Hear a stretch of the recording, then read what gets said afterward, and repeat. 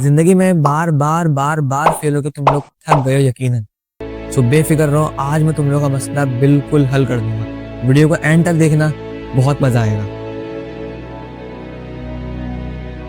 काफी टाइम पहले एक बादशाह रहता था जिसका मानना था कि अगर उसको उसके 3 सवालों के जवाब मिल जाते हैं तो वो इस दुनिया का कामयाब तरीन आदमी बन जाएगा, यानी ऐसा शख्स जो कभी नाकाम ही ना हो। उसका पहला सवाल रहता है कि शुरू करने के लिए सबसे इंपॉर्टेंट काम कौन सा है, मेरी जिंदगी में सबसे इंपॉर्टेंट वक्त क्या है, और मेरी जिंदगी में सबसे ज्यादा इंपॉर्टेंट शख्स कौन सा है, मेरी आपकी जिंदगी उसकी जिंदगी एक ही बात है। सो भाई, उसके दारुल हुकूमत जो थी, वहां पे बहुत सारे ज़हीन लोग रहते थे, लेकिन वो अपने जो होते हैं दरबारी जो टाइप होता है उनको बुलाता है, उनसे सवाल पूछता है, लेकिन वो भी इस सवाल का जवाब नहीं दे पाते हैं। फिर वो एक इनाम रखता है कि यार अगर जो बंदा इस सवालों के जवाब दे दे तो मैं उसको 5,000 सोने के सिक्के दूंगा। उस वक्त के लिए 5,000 सोने के सिक्के बहुत होते थे। सो सही है, बहुत सारे लोग आते हैं, बहुत बड़े बड़े लोग आते हैं, लेकिन उसको मुतमईन नहीं कर पाते। बहुत मैसे होते हैं लेकिन उसको मुतमईन नहीं कर पाते।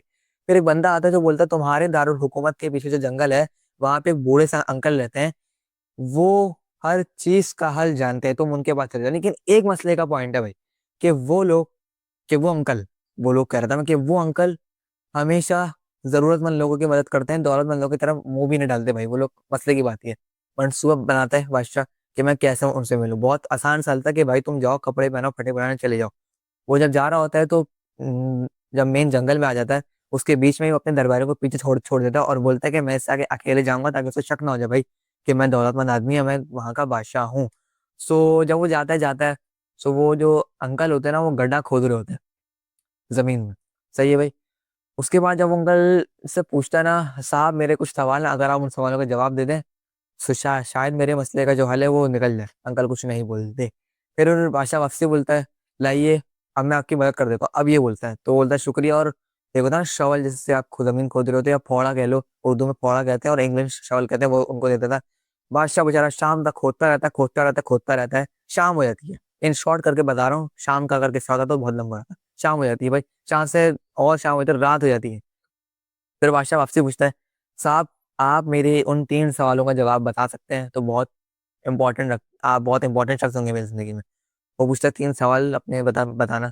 वो बोलता है कि मेरी ज़िंदगी में सबसे ज़्यादा इंपॉर्टेंट शख्स कौन-सा है, मेरे ज़िंदगी में शुरू करने के सबसे अच्छा काम कौन-सा है, और सबसे ज़्यादा इंपॉर्टेंट वक़्त कौन-सा है।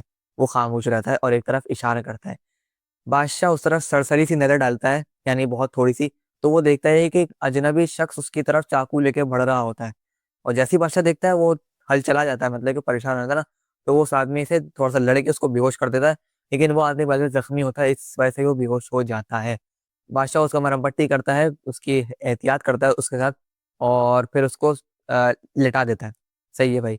और फिर जो होता है, बूढ़ा आदमी बोलता है कि आप आज रात मेरे घर रुक जाते हैं, क्योंकि बहुत रात हो गई तो आप अपने घर भी नहीं जा पाएँगे। सही, सुबह हो जाती है। सुबह होती है तो बादशाह जो होता है वो उस आदमी से मालूम कर रहा होता है कि तुम्हारी तबीयत कैसी है, जिस आदमी ने उसके ऊपर हमला किया होता है। वो कहता है मेरी तबीयत अब सही है। तो बादशाह पूछा, तुमने मेरे ऊपर हमला क्यों किया? वो बोलता है आज से लगभग 2 साल पहले आपने मेरे भाई को कत्ल कर दिया था किसी चोरी के इल्ज़ाम में। सो मैं उसी का बदला लेने के लिए आया था। आप उसको मारने के बाद किसी और मुल्क शिफ्ट हो गए थे। यानी बादशाह उसको मारने के बाद कहीं किसी और मुल्क चले गया था। तो मैं छुप गया था और आपका वेट कर रहा था कि जैसे ही आप आएँ, सो मैं आपको कत्ल कर दूँ। सही है भाई। लेकिन आप एक बहुत अच्छे आदमी निकले, आपने मेरी मदद करी। ये वो शख्स बोल रहा है जिन जो मारने के लिए आया था बादशाह को। सो मैं आज आपसे आज मैं आपके उन मुलाज़िमों से हूँ जो बहुत वफ़ादार होते हैं, यानी वफ़ादार दरबारियों में, सिपाहियों में मैं आ रहा हूँ। ये कह के वो भी चले जाता है। फिर वो बादशाह पूछता है उस आदमी से कि साहब आप मेरे उन 3 सवालों का जवाब दे दें। ऐसे नहीं बोलता, बहुत आज़ी वाले अंदाज़ में। वो बोलता है कि भाई अब बहुत ट्विस्ट है यहाँ पे ना, अगर तुम लोग इस बात को समझ जाओ तुम्हारी ज़िंदगी बदल जाएगी।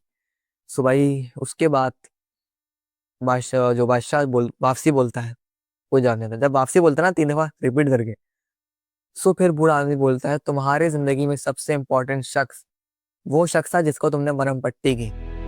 तो आप मेरी बात को समझने की कोशिश करें, अभी आपके पास समझ में नहीं आ रही होगी। और सबसे ज़्यादा इम्पोर्टेंट वक़्त वो था जब तुम गड्ढा खोद रहे थे। और सबसे ज़्यादा कोई भी काम शुरू करने के सबसे ज़्यादा इम्पोर्टेंट काम यही है जो तुम अभी कर रहे हो, अभी भी नहीं समझ में आया। चलो मैं तुम्हें एक एग्ज़ाम्पल से समझाता हूँ। स्कूल की एग्ज़ाम्पल ले लेते हैं। जब तुम्हारा टीचर तुम्हें लेक्चर दे रहा होता है ना, तो सबसे ज़्यादा इम्पोर्टेंट शख्स तुम्हारी ज़िंदगी में वो होता है। और जो वो बात बोल रहा होता है ना, सबसे ज़्यादा इम्पोर्टेंट बात वो होती है। और जो तुम उस वक़्त काम कर रहे होते हो ना, वही सबसे ज़्यादा इम्पोर्टेंट काम होता है। यानी इससे समझ में ये आएगा तुम्हारी ज़िंदगी में जो तुम कर रहे हो प्रेजेंट में, हाल में, वही सबसे ज़्यादा इम्पोर्टेंट है। मैं अभी वीडियो बना रहा हूँ तो मेरे सबसे ये ज़्यादा इम्पोर्टेंट है। मैं अभी बोल रहा हूँ तो मेरा बोलना बहुत ज़्यादा इम्पोर्टेंट रखता है। अब मेरी बात तुम लोग समझ रहे होगे। अगर तुम लोग इन चीज़ों पे ना कवर कर लो, यानी इन चीज़ों को अपना सही कर लो, तो तुम लोग कहाँ से कहाँ पहुँच जाओ। आई होप कि तुम लोगों को बात बहुत सही से समझ में आई होगी कि यार ज़िंदगी में हम लोग समझते हैं कि यार ये काम कल कर लूँगा, मैं कल कर लूँगा, कल पर टालते रहते हैं, लेकिन ये सोचते नहीं कि यार गुज़रा हुआ वक़्त वापसी नहीं आता है। ये बात उस बूढ़े आदमी ने बादशाह को समझाई और बादशाह बहुत सही से समझ में आ गया उसको। मैंने तुम्हें स्कूल की एग्ज़ाम्पल इसलिए दी क्योंकि ये सबसे बेहतरीन एग्ज़ाम्पल है। कुछ बच्चे यार बैठ के हँस रहे होते हैं लेकिन वही वक़्त सबसे ज़्यादा इम्पोर्टेंट होता है कि तुम उस वक़्त के लेक्चर को सुन के अपने ज़हन में बिठा लो और उसको बैठाए रहो। आई होप कि तुम लोगों को वीडियो बहुत अच्छी लगी होगी। अगर अच्छी लगी तो प्लीज़ लाइक एंड सब्सक्राइब लाज़मी कर देना। मैं मिलूँगा तुम लोगों से नेक्स्ट वीडियो में, तब तक के लिए बाय।